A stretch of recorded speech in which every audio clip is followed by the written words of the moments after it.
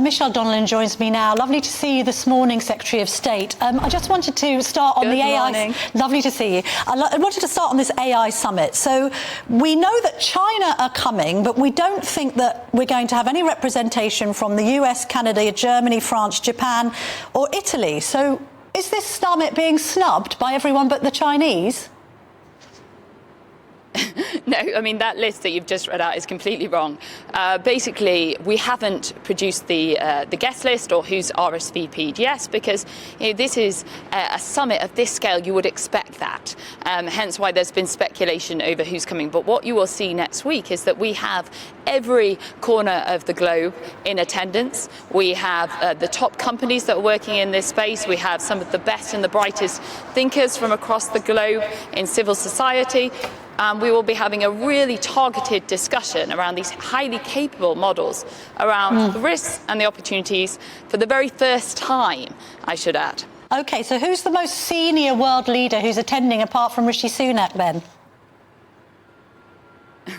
I can't go into that because we have had a clear policy not to give a running commentary on the guest list. But you only have a few days left to wait and see. What I can tell you is you will see representation from across the globe, and the engagement and the level of interest in this summit has been extremely high because it's very timely. The next set of models will be coming out next year. We have a short window now to be very proactive, be on the front foot, drill into the risks, properly understand those risks, so that we can seize the opportunities for our public services, for our NHS, for our transport network. But we do know who isn't going. We know that Emmanuel Macron isn't going, Joe Biden isn't going. So, I mean, can you have a global summit without some of these key heads of government attending? Well, the Vice President of America has already come out and said that she is attending, and obviously she's extremely senior in terms of representing America. So I don't think it's fair to characterise it as not having the heavyweights around the table. We have day one and day two. On day one, we will see multiple of my counterparts there. We will see representation from all of the big AI companies as well as smaller ones as well. And as I said, great wealth of expertise from civil society. Okay. Academics and scientists to add to that debate and conversation about what more can countries do, but also what more can the companies do to really put up the right guardrails and safety processes so that we can lean into this. We can get those opportunities. So are Liz Truss and Ian Duncan-Smith worrying unnecessarily about the presence of the Chinese? Obviously, there is a concern about Chinese hacking, and you're inviting them to our AI summit. Well, this isn't just our AI summit. We are, of course, convening the world for the first time, but this needs to be a proper global conversation. And let's face it, it is undeniable that China are a leading AI nation. They're not just consumers of AI, they're producers of AI as well, the second in the world. If we're going to have a really productive conversation, if we're going to be strategic about this, we have to at least try to talk to and work with China. Absolutely, there are areas where we won't want to inform them about certain parts of our work because of national security, but we need to at least try and bring them to the table. It's akin to climate change. If we're going to really have an impact, we need to work together. OK, let's move on to just another story that's on the front page of the Sunday Mirror. Do you think that your colleague Tom Pursglove should have been out campaigning this weekend with Peter Bone following his suspension from the Tory party? Well, look, I don't know the full details. He was out campaigning with him this weekend. This was no, it's my understanding that it was a local campaign action day for a local by-election. Obviously, Tom, as the local MP, would be there. Peter Bone also happened to attend. Should Peter Bone have been there? That's a question that you need to ask Tom. I'm asking you, though, should Peter Bone have been there? We have stripped the whip. Yes, well, what we have done is we have stripped the whip from Peter Bone very swiftly. There's obviously been an investigation. He's been suspended from the House as well. I was not obviously in that area. I'm an MP in a different Should region, he have been there? What I can tell you is the government has acted quickly here. Well, that is a decision for him. He is no longer a Conservative. What do you think, though? One would argue he shouldn't therefore be campaigning. Well, he shouldn't therefore be campaigning on behalf of the Conservative he shouldn't have been there. A Conservative MP would be my view. So he shouldn't have been there. My view is, if you're not a Conservative, you shouldn't.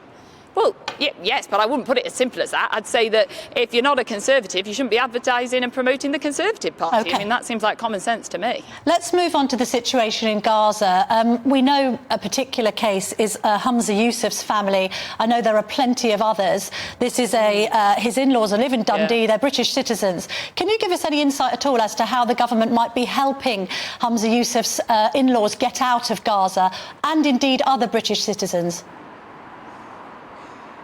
Yeah, as you say, there are multiple families up and down the UK that are deeply impacted by this, and I just want to say that my thoughts and prayers are with them as they go through something that must be absolutely awful. And there are 200 people, I believe, on the ground in Gaza who have registered with our Foreign Office that are British nationals. We are trying to ensure that we can get that border open so that we can get those people home and we can maintain contact with them. And I know that the Foreign Secretary is prioritising this area. In fact, I spoke to him just last night and he reassured me by saying this is one of his top priorities. Do you think that the police should be treating people who cry for jihad on the streets of London for hate crimes? I think that we have very stringent laws in this country around terrorism and also the Public Order Act, and the police should be using the full weight of the law to ensure that people aren't inciting. Are they not at the moment? Hatred. It is not okay.